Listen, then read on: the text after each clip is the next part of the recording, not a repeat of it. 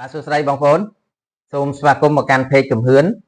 នៅក្នុងเพจនេះខ្ញុំធ្វើការចែករំលែកអំពីចំណេះដឹងការអប់រំការលើកទឹកចិត្តនិងព័ត៌មានផ្សេងៗហើយការចែករំលែករបស់ខ្ញុំក្នុងន័យស្ថាបនា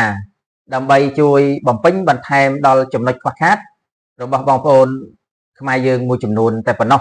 ខ្ញុំមិនមែនជាអ្នកជំនាញមិនមែនជាអ្នកប្រាជ្ញឧត្តមឧត្តមអីទេណាបងប្អូនបាទនេះគ្រាន់តែជាការចូលរួមចំណែកបន្តិចបន្តួចរបស់ខ្ញុំដូចជានៅក្នុងស្ថានភាពសប្តាហ៍ថ្ងៃនេះបងប្អូនឃើញស្រាប់ហើយថាប្រទេសយើងកំពុងរងនៅបញ្ហាឈ្លានពានពីអ្នកជិតខាងហើយបងប្អូនខ្មែរយើងចូលរួមចែករំលែក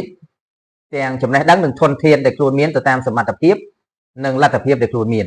បាទបងប្អូនដែលមានលទ្ធភាពតិចជួយតិចបងប្អូនដែលមានលទ្ធភាពច្រើនជួយច្រើនទៅដល់កងទ័ពរបស់យើងបាទដូច្នេះការចូលរួមចំណែកមិនមែនចាំបាច់តែធំធេងទៅចូលរួមបានបាទមិនចាំបាច់យើងជាអ្នកមានបានជួយកងទ័ពបានជួយជនភៀសសឹកបាននោះទេយើងប្រជាជនក្រីក្រធម្មតាក៏ជួយគ្នាបានដែរទៅតាមសមត្ថភាពលទ្ធភាពដែលយើងមានដោយហើយចំពោះការចែករំលែករបស់ខ្ញុំក៏ដូច្នោះដែរមិនមែនថាអ្នកចែករំលែកចាំបាច់តែអ្នកចេះដឹងជ្រៅជ្រះជាសាស្ត្រាចារ្យបណ្ឌិតកវីនិពន្ធអីទេបងប្អូនណាយើងចែករំលែកទៅតាមសមត្ថភាពលទ្ធភាពដែលយើងមានដើម្បីជួយកែលម្អគ្នាទៅវិញទៅមកការចូលរួមចំណែករបស់បុគ្គលម្នាក់គឺជារឿងសំខាន់ក្នុងការពង្រឹងប្រទេសជាតិរបស់យើងអ្វីដែលយើងមានយើងអាចចែករំលែកបានយើងចែករំលែកអ្វីដែលយើងអាចជួយគ្នាបានយើងជួយគ្នាទៅតាមលទ្ធភាពសមត្ថភាពជាក់ស្ដែងដើម្បីពង្រឹងប្រទេសជាតិរបស់យើងដូច្នេះនៅក្នុងការចែករំលែករបស់ខ្ញុំនៅក្នុងវីដេអូរបស់ខ្ញុំបើសិនជាមានការខុសឆ្គងដោយប្រការណាមួយសូមខន្តីអភ័យទោសផងបាទដោយសារខ្ញុំគ្រាន់តែមានបំណងចែករំលែកឬបំពេញបន្ថែមឬក៏ចូលរួមចំណែក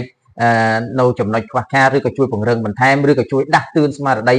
ដល់ប្រជាជនខ្មែរយើងមួយចំនួនដែលនៅមានចំណុចខ្វះខាតច្រើននោះទេបងប្អូនណាដូច្នេះបើសិនជាបងប្អូនពេញចិត្តនឹងការចែករំលែករបស់ខ្ញុំសូមបងប្អូនជួយ follow page ម្នាក់មួយហើយនឹងសូមជួយ share ចែករំលែកដើម្បីឲ្យបងប្អូនយើងផ្សេងទៀតបានមើលនិងបានឃើញការចែករំលែករបស់ខ្ញុំក្រែងលោមានចំណុចខ្លះវាអាចមានប្រយោជន៍ដល់គាត់ចំណុចតូចណាមួយក៏ថាបានបាទដូច្នេះសូមអរគុណចំពោះការគាំទ្ររបស់បងប្អូនសូមអរគុណ